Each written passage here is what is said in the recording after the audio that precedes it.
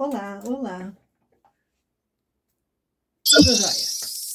Seguinte, hoje eu queria conversar com você sobre uma coisa que eu estava fazendo, trabalhando aqui na máquina, e me surgiu essa ideia, porque eu comecei a me lembrar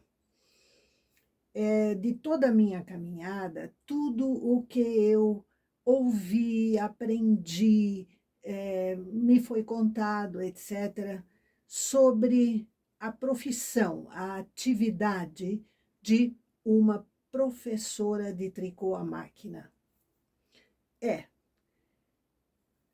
Aí você vai dizer, a Iva está mexendo num vespeiro. Não.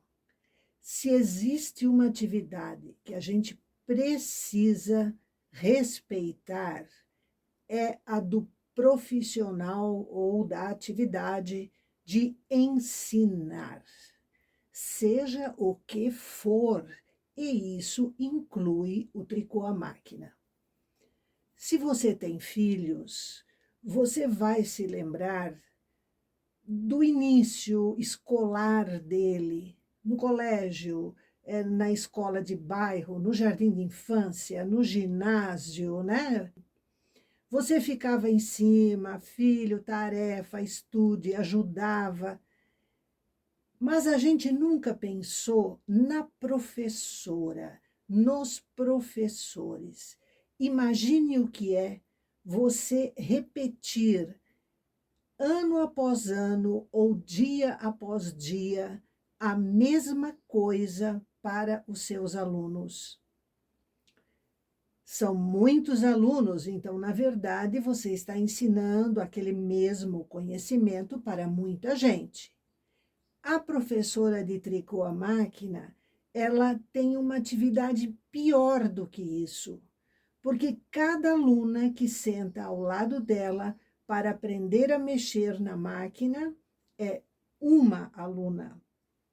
E ela tem que mostrar, tem que explicar, tem que demonstrar, tem que tentar introduzir essa lógica ou esse conhecimento no cérebro da pessoa, que é uma coisa autônoma. Gente, o nosso cérebro é uma coisa autônoma. A gente não manda nele, é ele que manda na gente.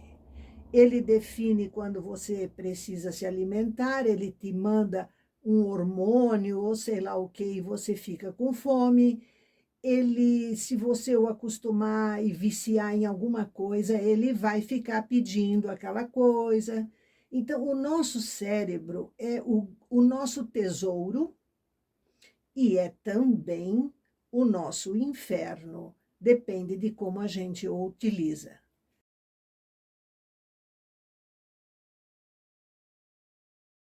Mas, enfim, a professora de tricô à máquina, seja quem for, seja de onde for, ela, você tem que respeitar isso, porque o nível de paciência, de capricho, de tolerância, de conhecimento, porque ela tem que estar sempre atualizada, tem um novo modelo de máquina, tem, entende, novos fios, pessoas diferentes, mais informatizadas, tudo isso é uma variação de coisas. Então, é preciso, sim, respeitar essas profissionais. Eu tenho a maior admiração por elas, com toda a sinceridade do mundo.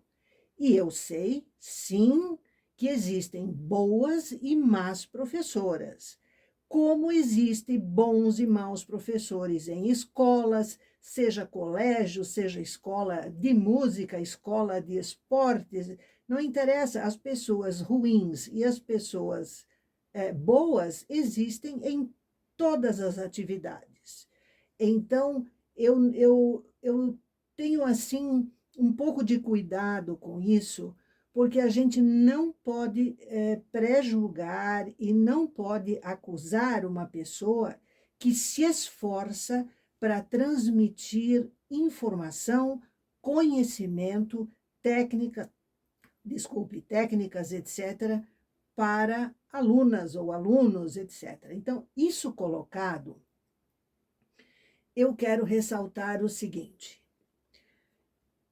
as boas professoras, com certeza, são boas porque elas pesquisaram, elas estudaram, elas praticaram muito na vida, sofreram um outro tanto, porque não é fácil aprender quando você não tem muito de onde buscar a informação.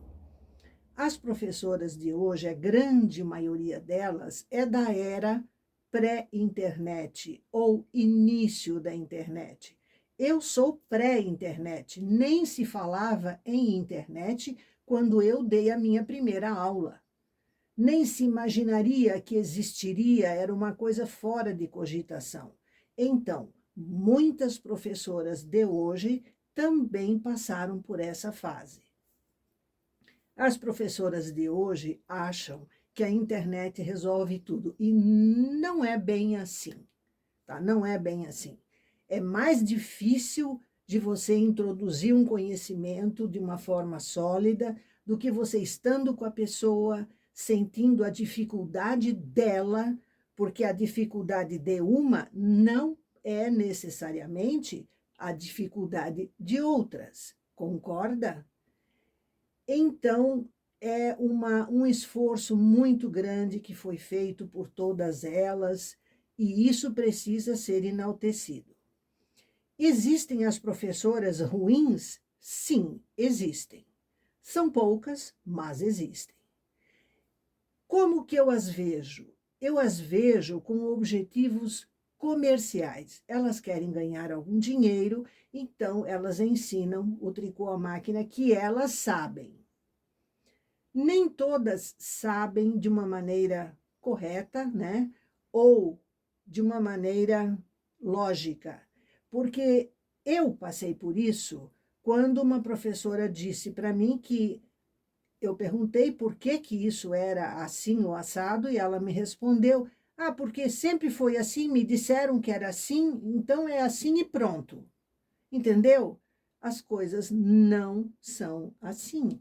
Tudo tem que ter uma certa lógica, um porquê, um como. Você concorda? Então, o que aconteceu na época áurea do tricô à máquina, que foi quando eu comprei a minha primeira máquina? Aquilo estava explodindo. Na minha cidade tinha uma loja revendedora de máquinas, de marca. Não vou citar porque não é o caso aqui. Então, todo mundo estava, as mulheres enlouquecendo. Ai, que espetáculo! Era uma modernidade, uma máquina de tricô e tal. Eu comprei a minha primeira máquina. A partir daí, começou um declínio de conceito, né? Porque você tenta aprender, a professora não sabe ensinar, não tem lógica. Mais adiante, passados alguns anos, eu descobri a raiz disso, o motivo disso, porque eu mesma recebi um contato, um telefonema na época, me oferecendo a possibilidade de eu ser uma professora autorizada. Naturalmente que eu recusei, porque a proposta era praticamente humilhante na época, já que eles queriam, me ofereciam um status e eu ganharia realmente o meu dinheiro a partir do momento que eu tivesse as pessoas na mão para lhes dar ensinamentos em aulas particulares. Então, isso, de uma certa forma, desestimulou a atividade. Tanto que eu fui tricoteira durante muitos anos, eu sobrevivi anos e anos apenas e exclusivamente fazendo tricô e vendendo o meu tricô. Como eu já contei aqui, eu virei professora por uma série de casualidades e de circunstâncias, e eu fui, né, para chegar hoje aqui conversando com você. Então, o que acontecia? A empresa não estava preocupada se o nível de conhecimento daquela tricoteira era bom ou não. ela precisava de alguém que justificasse a venda de uma máquina. Não, eu te vendo a máquina e você faz aulas com a pessoa tal. Quer dizer, é uma situação absurda, porque não havia uma supervisão nos ensinamentos, não havia uma metodologia, não havia um estímulo ao aperfeiçoamento da professora, nada, absolutamente nada. Então, na minha primeira aula de manejo, e eu também já contei isso para vocês, eu sentei na frente da máquina, a professora ao meu lado, e a pergunta foi: o que é que você quer aprender? Naquele exato momento, eu desisti, porque o que eu não sabia nada, então eu tinha que aprender tudo.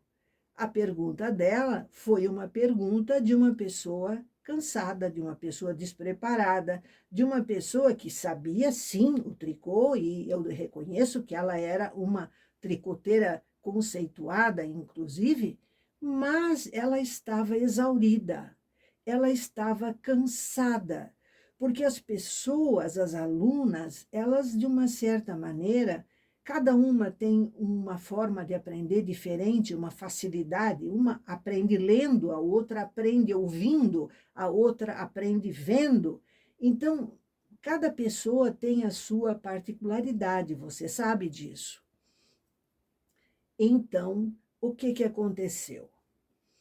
As alunas se desestimulavam porque elas não se sentiam satisfeitas com aquele conhecimento raso do é porque é assim e acabou. O que acontece? Se é assim e acabou, ela não sabe o motivo, não sabe como, por que o carrinho trancou, como acontece, como eu evito, nada disso. Então, houve um decréscimo na procura por pessoas que realmente ensinassem, não pelo dinheiro, mas com o prazer de ensinar, com vontade de ensinar. Você está me entendendo? É como a escola do seu filho. O grande professor não é aquele que sabe tudo. Absolutamente não. O grande professor para um jovem, uma criança, é aquele que ensina com prazer o que ele sabe. Ele não sabe tudo, mas o que ele sabe, ele ensina com satisfação. Então, a parte comercial, que foi estipulada na época pelas marcas que vendiam máquinas, na realidade, ela acabou com o estímulo ao conhecimento correto. Hoje eu vejo gente que vê alguma dica, alguma coisa que eu mostro, né, aqui nos vídeos e tal, e ela fica, eu nunca pensei nisso, eu nunca sabia disso, eu nunca, sabe? E são coisas tão simples. Então, existe também o outro lado. Existem professores que sabem muito, até mais do que eu, certamente, e que acham que todo mundo sabe o que eles sabem. E isso também não é verdade, certo? Ou acham que todas as demais pessoas deveriam saber o que eles sabem, mas as coisas não funcionam desse jeito. Então, eu queria dizer exatamente isso. Eu tenho o maior respeito por professores de todas as áreas, e isso inclui, desculpe, as professoras e professores de tricô à máquina, porque é uma atividade, em termos de ensinar, pessoalmente, dando aulas pessoais e tal, é uma atividade extremamente exaustiva do ponto de vista psicológico. Você está lidando com seres humanos que têm um sonho, né? Então é uma coisa muito, muito, muito delicada. Me perguntaram já, Iva, você, porque a pessoa tal ensina assim. Eu não, cada pessoa, cada professor ensina a sua matéria do seu jeito, da forma como ele sabe. Então eu respeito isso. é inevitável, como se fosse uma coisa padrão, exceto se as marcas tivessem lá atrás estipulado cursos para professoras. Por exemplo, haviam cursos para técnicos, mas para professoras era na prática. Como eles iam ensinar, sediados no Rio ou em São Paulo, uma professora no Mato Grosso, no Paraná, no Rio Grande do Sul, é muita, a região muito grande, o Brasil é muito grande. Então, eles não tinham condições de pegar uma pessoa, levar para a fábrica, entre aspas, e ensinar toda a parte essencial, técnica do carrinho, do tensor, da frontura, para que essa pessoa pudesse ensinar de uma forma eficientíssima, entendeu? Então, vamos dizer assim, ó, a vontade, o interesse comercial, às vezes, ele é prejudicial porque ele mata um pouco a qualidade. Assim é no alimento, às vezes o alimento tem mais marca do que qualidade, a gente sabe disso. Então, vamos respeitar a forma como cada profissional, como cada professora ou professor ensina as coisas, tá? Muita gente, às vezes, vem conversar comigo sobre isso e eu tenho certeza que outras tantas vão conversar com outros professores sobre isso também. Então, se você não se identifica com alguém, tranquilo, tranquilo, você pode encontrar um outro profissional que possa te ajudar. Agora, respeite a profissão, porque ela não é fácil. Se vocês pensam que é fácil, eu lhes digo, não é. Isso que eu constatei na minha longa estrada, que o maior foco de dificuldade das tricoteiras é na base, é no início, é no começo, porque elas estão com gás, elas estão com sonhos, elas querem usar o equipamento.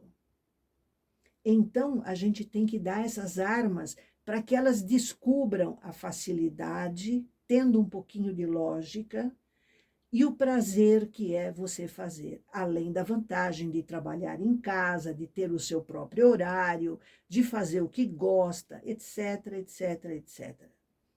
Tá? Então, gente, pense nisso. Não desanime. Se você não gosta de um professor, e isso inclui a mim naturalmente, procure outro profissional. Procure outra forma de aprender. Nenhum problema quanto a isso. Mas sempre pense, o professor é uma pessoa que ele, vamos dizer assim, ele se dedica em tempo integral, não é naquela horinha que você está ali aprendendo, vendo, ou de qualquer outra maneira, quando você está estudando, lendo que seja, uma instrução, uma coisa, pense em tudo que teve que acontecer para que esse professor pudesse ajudar você. Então, se você acha que não te ajuda, né, você tem todo o direito de encontrar alguém com quem você se identifique. Isso vale para todo tipo de aluna, de aluno e para todo tipo de ensinamento, de professores, etc. Então, as pessoas que me perguntam como eu encaro, se eu acompanho professor tal, eu conheço, já vi alguma coisa, mas eu não vou atrás, não vou, porque eu quero manter uma identidade. Cada professor tem o seu estilo, a sua identidade profissional, a forma como ele faz as coisas. Você entende isso? E isso, gente, tem que ser respeitado. Cada pessoa é uma pessoa, ninguém é perfeito. Não se pode sair apontando erro desse, daquele. Eu aponto erros de digamos assim, de atividade aqui, está errado usar essa escovinha sempre para cima. Esse tipo de erro, que é um erro operacional, eu aponto. Agora, eu não sei quem ensinou isso, não quero saber, entendeu? Esse é o lado. Então, assim, ó, ame o professor que você tem, a professora que você tem. Se você se identifica com um tipo de ensinamento, faça, siga aquela orientação, beleza? De coração é o que eu tenho a dizer sobre isso. É muito importante nós estimularmos a atividade dos professores de tricô à máquina, para que essa atividade não desapareça no poço da inatividade. Concorda? Pense, se não houver professores, a atividade vai desaparecer. É muito raro alguém comprar uma máquina dessa e conseguir sozinho se descobrir tudo. Leva anos. Eu levei mais de 4 anos, na verdade, para me sentir à vontade com a máquina. Então, é isso que eu queria dizer. O meu respeito, o meu abraço, o meu estímulo a todas as pessoas que lidam nessa área de ensinar o tricô à máquina, tá? E as alunas de todos esses professores, o meu estímulo a que estudem, pratiquem, pelo amor de Deus, pratiquem, porque não é o professor que vai fazer a tricoteira, é a própria tricoteira que, praticando e treinando e repetindo, é que vai fazer a sua bagagem de conhecimento. Entendeu? Pense nisso. Pense profundamente nisso, tá? Um forte abraço para você. Até.